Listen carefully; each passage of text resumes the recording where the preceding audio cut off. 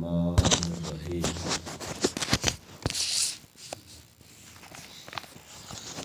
حضرات محترم، آج نماز کی سنتوں کا ذکر ہے کہ جو چیزیں نماز کے اندر سنتیں ہیں،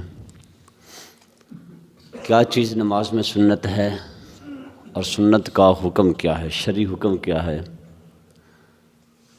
واجب اور فرض کا بھی حکم ہم نے بیان کر دیا کہ نماز کے اندر اگر کوئی فرض رہ جائے تو نماز نہیں ہوتی، واجب رہ جائے تو سجدہ سہو سے نماز پوری ہو جاتی ہے۔ بات سمجھ آ رہی ہے؟ سنت کا حکم کیا ہے؟ یہ اگر بھول کر یا کسی مجبوری کی وجہ سے یا وقت کم ہونے کی صورت میں کوئی سنت رہ جائے، میں مثال آپ کو دے دیتا ہوں۔ وقت کم ہونے کی صورت میں تسبیحات جو ہیں، سبحان ربی العظیم، سبحان ربی العظیم، سبحان ربی العظیم، 3 مرتبہ پڑھنا کیا ہے؟ سنت ہے۔ لیکن وقت کم ہے تو علماء کرام فرماتے ہیں کہ 1 مرتبہ بھی پڑھ سکتا ہے۔ بات سمجھ آ گیا نا جی؟ ٹھیک ہے نا؟ اچھا، مجبوری کی وجہ سے یا وقت کم ہونے کی صورت میں کوئی سنت رہ جائے تو نماز ہو جائے گی۔ سنت کے رہ جانے سے سجدہ سہو واجب نہیں ہوتا۔ بات سمجھ آ گئی ہے؟ لیکن اگر جان بوجھ کر سنت چھوڑ دے گا تو پھر نماز دوبارہ پڑھنا پڑے گی۔ جان بوجھ کے سنت چھوڑ دیتا ہے، نماز کے اندر جو چیزیں سنتیں ہیں تو نماز دوبارہ پڑھنی پڑے گی، کیونکہ جان بوجھ کر سنت کا چھوڑنا کیا ہے؟ یہ گناہ ہے۔ اب کیا کیا چیز نماز کے اندر سنت ہے، اس کا جاننا بھی ہمارے لیے ضروری ہے۔ تکبیر تحریمہ کے وقت، یہ جو پہلی تکبیر کہتے ہیں نا، اللہ اکبر، اس وقت ہاتھ اٹھانا سنت ہے۔ بس پہلی تکبیر، ہر تکبیر کے ٹائم پہ نہیں، وہ رفع یدین کے سلسلے میں آ جاتا ہے۔ کبھی تھا سنت، اب نہیں ہے، ٹھیک ہے؟ صرف پہلی تکبیر کے بعد اللہ اکبر کہتے ہوئے ہاتھ اٹھانا، یہ کیا ہے؟ سنت ہے۔ ہاتھوں کی انگلیوں کو اپنے حال پر چھوڑنا، نہ بالکل ملائے، نہ بتکلف کشادہ رکھے، بلکہ اپنے حال پر چھوڑ دے، یہ سنت ہے۔ میں آپ کو طریقہ بتاتا ہوں، یہ دیکھیں، یہ طریقہ ہے، نہ تو بالکل ایسے کھول دے، ایسے نہ ایسے ملا کے، یہ طریقہ عام سمپلی جو حالت ہوتی ہے ہاتھ کی، ایسے لے جا کے سیدھا ان کا رخ قبلے کی طرف کرے۔ بہت میں نے اپنے بزرگوں کو بھی دیکھا، نوجوانوں کو بھی دیکھا، یا تو ایسے کریں گے، ایسے ہاتھوں کا جو ہے یا تھیلی اپنے ایسے چہرے کی طرف کر لیں گے، یا اوپر کی طرف کر لیں گے، یا اوپر کی طرف، ان کا رخ ہتھیلی کا کعبے کی طرف سیدھا ایسے، ٹھیک ہو گیا جی؟ اور انگلیاں نہ بالکل کھول دے، نہ بالکل ملا دے، کعبے کی طرف رخ کر کے سمپلی حالت میں آرام سکون کے ساتھ ایسے کہتے ہوئے اللہ اکبر کے، اور انگوٹھوں کو، یہ انگوٹھے جو ہیں یہ کان کی، اس کو لو بولتے ہیں، یہ نیچے والی جو نرم جگہ ہے، ٹھیک ہے نا، اس کے نیچے رکھے، یہاں سے اللہ اکبر کہتا ہوا ہاتھ نیچے کو لے جائے، اور ہاتھ کچھ ایسے کرتے ہیں کہ ہاتھ لٹکا دیتے ہیں پھر بعد میں باندھتے ہیں۔ اللہ اکبر کہتے ہوئے ہاتھ لٹکایا اور پھر بعد میں باندھتے ہیں، نہیں، اللہ اکبر کہتے ہوئے سیدھا ہاتھ ناف کے نیچے باندھ دیں، یہ کیا ہے؟ سنت ہے۔ آگے، ہتھیلیوں اور انگلیوں کے پیٹ، یعنی سامنے والا حصہ جو ابھی بتایا میں نے آپ کو، قبلے کی طرف ہونا چاہیے۔ یہ کیا ہے؟ سنت طریقہ آپ کو بتا رہا ہوں، یہ سنتیں ہیں۔ تکبیر کہتے وقت اللہ اکبر، جب پہلی تکبیر کہتے ہیں اور ہاتھ اٹھاتے ہیں، اس وقت نہ تمہارا سر جھکا ہونا چاہیے، نہ اوپر آسمان کی طرف ہونا چاہیے، تمہارا منہ سیدھا کعبے کی طرف ہونا چاہیے، ٹھیک ہے؟ ایسے بس کچھ ایسے کرتے ہیں، اللہ اکبر، ایسے بھی نہیں کرنا، اللہ اکبر، یہ بھی طریقہ غلط ہے، بلکہ یہ ایسے طریقہ اللہ اکبر، ٹھیک ہے؟ سیدھا کعبے کی طرف۔ اچھا، تکبیر سے پہلے ہاتھ اٹھانا اور وطروں کی دعائے قنوت میں ہاتھ اٹھانا، اور عیدین کی تمام تکبیروں میں کانوں تک ہاتھ اٹھانا، یہ سنت ہے۔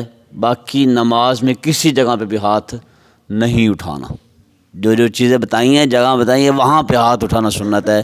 تکبیر تحریمہ میں دعائے قنوت پڑھنے سے پہلے وطروں کے اندر تب ہاتھ اٹھاتے ہیں نا، ہاتھ اٹھا کے پھر دعائے قنوت پڑھتے ہیں، ٹھیک ہے۔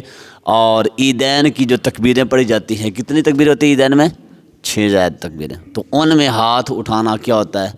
یہ سنت طریقہ ہے، ٹھیک ہے۔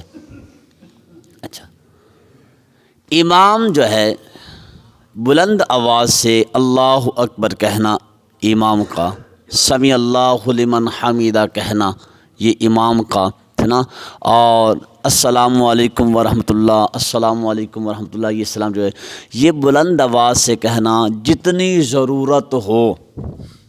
مثلا ضرورت کا مطلب یہ ہے کہ پیچھے اس کے 4 بندے کھڑے ہیں اور وہ پوری مسجد اس نے سر پہ اٹھائی ہوئی ہے، تو یہ بھی ٹھیک ہے نہیں ہے۔ جتنی ضرورت ہو کہ عوام تک اس کی آواز ایزیلی پہنچ سکے، اس آواز انداز سے پڑھنا یہ سنت ہے۔ اور اگر بندے ہوں 4 اور پوری مسجد کو اس نے سر پہ اٹھایا ہو، یہ بھی ٹھیک ہے نہیں، اور بندے کافی ہوں اور اس کی آواز دوسرے بندے تک بھی نہ پہنچے تو یہ بھی ٹھیک نہیں۔ اس انداز سے اپنی آواز نکالے کہ بندے ایزیلی اس کی آواز کو سن لے، یہ سنت طریقہ ہے۔ اچھا، آگے امام تکبیر تحریمہ سمیت تمام تکبیرات بلند آواز سے کہے گا۔ امام کہے گا تو مقتدیوں کو پتہ چلے گا نا، اور اگر امام اپنے دل میں ہی کہے گا تو مقتدیوں کو کیا پتہ اس نے کون سی تکبیر پڑھی ہے؟ تو بلند آواز سے امام کا تکبیر کہنا، مقتدی کا نہیں۔ یہ نہ کہ پیچھے مقتدی بھی کہیں اللہ اکبر، تو یہ تو پوری مسجد میں جہاں یہ گونج پڑ جائے گی۔ مقتدیوں کا آہستہ آواز سے، امام کا بلند آواز سے تکبیر کہنا سنت ہے۔ تکبیر اللہ اکبر کے فوراً بعد ہاتھ کو باندھ لے۔ کچھ لوگ ہاتھ نیچے کی طرف لٹکاتے ہیں پھر باندھتے ہیں، یہ طریقہ غلط ہے۔ اللہ اکبر کہتے ہوئے فوراً ہاتھ اپنی ناف کے نیچے باندھے، پہلے نیچے لٹکائے پھر باندھے، یہ ایسا نہ کرے، ٹھیک ہے جی۔ مرد کہاں ہاتھ باندھے؟ اپنے ناف کے نیچے، ناف کے نیچے ہاتھ باندھے۔ کیسے باندھے؟ کہتے ہیں کہ دائیں ہاتھ کی ہتھیلی، یہ دایاں ہاتھ، یہ ہے ہتھیلی، ٹھیک ہے۔ بائیں ہاتھ کی کلائی کے جوڑ پر، یہ ہے کلائی اور یہ جوڑ ہے اس کا، یہ جوڑ ہے، اس کے اوپر ایسے رکھے، اور انگوٹھا اور چھوٹی جو انگلی ہے اس سے اس کو ایسے جناب جی سائڈوں پہ پکڑ لے، ایسے پکڑ کے 3 انگلیوں کو اس کے اوپر رکھ دے تو ناف کے نیچے باندھ لے۔ یہ طریقہ ہے مرد کے لیے ہاتھ باندھنے کا۔ اچھا، آگے چلیے جی۔ ثنا، اب ہاتھ باندھ لیا گیا، اب نماز شروع ہو گئی۔ سبحانک اللہم و بحمدک و تبارک اسمک و تعالی جدک و لا الہ غیرک، اعوذ باللہ، بسم اللہ، اور سورۃ فاتحہ کے بعد آمین کہنا، یہ کیا سنت ہے؟ اعوذ باللہ بھی پڑھنا، بسم اللہ بھی پڑھنا اور آمین کہنا، سب کا آہستہ کہنا، آہستہ پڑھنا، پیچھے سے آمین، یہ سنت نہیں ہے، ابھی بتا رہا ہوں، یہ سنت ہے۔ نبی پاک صلی اللہ علیہ وآلہ وسلم نے فرمایا کہ جس کی آمین فرشتوں کی آمین کے ساتھ مل گئی، اس کے اگلے پچھلے صغیرہ کبیرہ گناہ معاف ہو جائیں گے۔ آپ بتانا کہ جب آپ نماز پڑھتے ہیں تو آپ کو فرشتوں کی آمین سنائی دیتی ہے؟ سنائی دیتی ہے؟ نہیں نا سنائی دیتی، تو مطلب یہ کہ فرشتے آمین آہستہ بولتے ہیں۔ تو جس کی آمین فرشتوں کی آمین کے ساتھ مل گئی، اس کے تو گناہ گئے معاف ہو، تو جس کی آواز جناب جی وہ اتنی بلند ہوئی تو اس کے بارے میں کیا حکم ہے، ٹھیک ہے نا۔ تو اس لیے آمین آہستہ بولنا چاہیے۔ تعوذ یعنی اعوذ باللہ صرف پہلی رکعت میں پڑھے، اور تسمیہ یعنی بسم اللہ الرحمن الرحیم ہر رکعت کے شروع میں پڑھے۔ اب بات سمجھ آ گئی، یہ مسئلہ بھی کلیئر ہو گیا۔ بہت لوگ اس مسئلے کی شش و پنج کے اندر مبتلا ہوتے ہیں کہ جی میں بسم اللہ پڑھوں یا نہ پڑھوں۔ اعوذ باللہ، بسم اللہ، یہ پہلی رکعت میں پڑھے۔ سبحانک اللہم پڑھ کے کیا کرنا ہے؟ اعوذ باللہ من الشیطان الرجیم، بسم اللہ الرحمن الرحیم، پھر کیا پڑھنی ہے آگے؟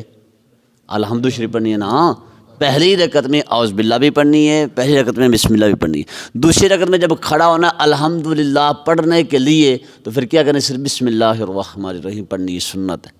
پھر الحمدللہ رب العالمین، اعوذ باللہ اب نہیں پڑھنی۔ اب یہ مسئلہ کلیئر ہو جانا چاہیے، آئندہ سے کوشش کریں کہ اس پہ عمل کریں۔ اور جب عمل، اصل بات یہ ہے کہ جب ہم عمل نہیں کرتے تو پھر ہمیں مسئلہ بھول جاتا ہے۔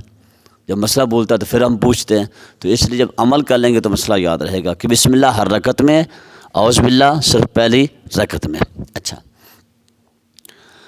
یہ مسئلہ بھی بڑا اہم ہے، یہ بھی مجھ سے پوچھا گیا تھا۔ نماز کی پہلی رکعت میں یہ بھی سنت ہے۔ نماز کی پہلی رکعت میں سبحانک اللہم بھی پڑھتے ہیں، اعوذ باللہ اور بسم اللہ بھی پڑھتے ہیں نا، اور اس کے بعد تھے نا مقتدی نے اچھا اعوذ باللہ اور بسم اللہ قرات کی وجہ سے پڑھنا ہے، بالکل صحیح بات ہے۔ اعوذ باللہ اور بسم اللہ قرات کی وجہ سے، مطلب کیا ہے، جس نے قرات کرنی ہے وہ اعوذ باللہ وہ بسم اللہ پڑھے گا۔ مقتدی نے قرات نہیں کرنی کہ کرنی ہوتی ہے، مقتدی نہیں نہ کرنی ہوتی، قرات تو امام کی ہوتی ہے، امام کی قرات تو مقتدی کی قرات ہوتی ہے۔ تو مطلب یہ ہے کہ جو مقتدی ہے، بس صرف ایک تھوڑا سا مسئلہ رہ گیا، مقتدی جو ہے مقتدی وہ صرف سبحانک اللہم پڑھ کر چپ ہو جائے۔ مقتدی اگر نماز جماعت کے ساتھ پڑھ رہا ہے، سبحانک اللہم پڑھ کے چپ ہو جائے، امام اعوذ باللہ بھی پڑھے گا، امام بسم اللہ بھی پڑھے گا، امام نے قرات کرنی ہے، مقتدی نے قرات نہیں کرنی، امام نے قرات کرنی ہے، اعوذ باللہ بھی پڑھے گا، بسم اللہ الرحمن الرحیم بھی پڑھے گا۔ مقتدی نے قرات نہیں کرنی، اس لیے وہ تعوذ اور تسمیہ نہیں پڑھے گا۔ یہ بات سمجھ آ گئی، کلیئر ہو گئی؟ جب تم نے امام کے پیچھے نماز پڑھنی ہے تو صرف سبحانک اللہم و بحمدک و تبارک اسمک و تعالی جدک ولا الہ غیرک پڑھ کے چپ ہو جانا۔ اعوذ باللہ بسم اللہ نہیں پڑھی، یہ تب پڑھنی جب تم اپنی نماز پڑھو گے، الگ پڑھو گے۔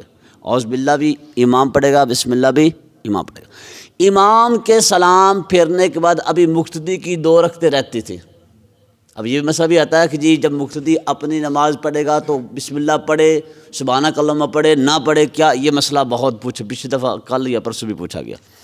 امام کے سلام پھیرنے کے بعد جب مقتدی اپنی رہی ہوئی نماز پڑھے گا تو اس میں سبحانک اللہم بھی پڑھے گا۔ جب مقتدی کھڑا ہو کے نماز اپنی شروع کرے گا، جو 2 رکعتیں اس کی رہتی ہیں، تو کہاں سے شروع کرے گا؟ سبحانک اللہم بھی پڑھے گا، اس میں اعوذ باللہ بھی پڑھے گا، اس میں بسم اللہ بھی پڑھے گا، اس کے بعد پھر الحمد شریف، تو پھر کیا ملائے گا؟ کوئی صورت ورت ملائے گی۔ جب دوسری یا تیسری رکعت پڑھے گا تو پھر صرف بسم اللہ پڑھ کے الحمد شریف پڑھ کے تو صورت ملا دے گا۔ جب اب مقتدی کھڑا ہو کے اپنی نماز پڑھے گا، یہ اس کی پہلی رکعت ہوگی، اس میں سبحانک اللہم بھی، اس میں اعوذ باللہ بھی، اس میں بسم اللہ بھی پڑھے گا۔ اللہ رب العالمین کے دربار میں دعا ہے اللہ پاک کے مسائل کو سمجھنے کی، اللہ عمل کی توفیق عطا فرمائے۔